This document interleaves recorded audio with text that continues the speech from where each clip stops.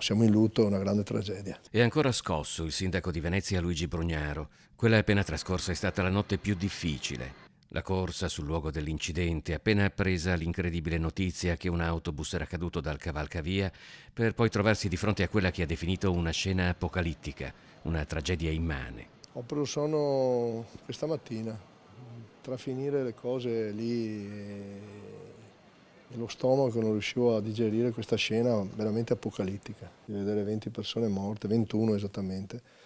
È una cosa che a me non era mai successa e credo che sia una tragedia tra le più importanti che sono mai successe. Il comune di Venezia è in lutto cittadino fino a venerdì e fino alla conclusione delle esequie in tutti gli edifici comunali il gonfalone sarà a mezz'asta o abbrunato. A Cafarsetti in via Palazzo sono a disposizione dei libri di condoglianze per consentire a tutti la possibilità di manifestare cordoglio. C'è la magistratura, ci sono 20 morti, 21 morti e penso che sia opportuno il silenzio, lasciare lavorare gli inquirenti che stanno facendo, perché non riesco a spiegarmi, non riesco davvero a spiegarmi. In queste ore il comune è impegnato a gestire l'emergenza. Poco prima di questa intervista Brugnaro era al telefono con l'ambasciatore ucraino.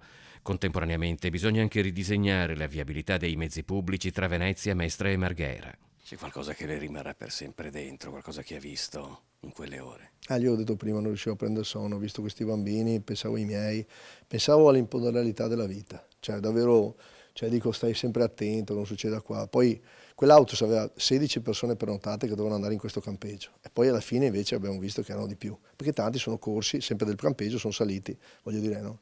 I 4 tedeschi, fatalità, non sono riusciti a prenderlo. E sono valutazioni che poi a 62 anni ti senti di fare, stai sempre attento a tutto, e poi la vita è così.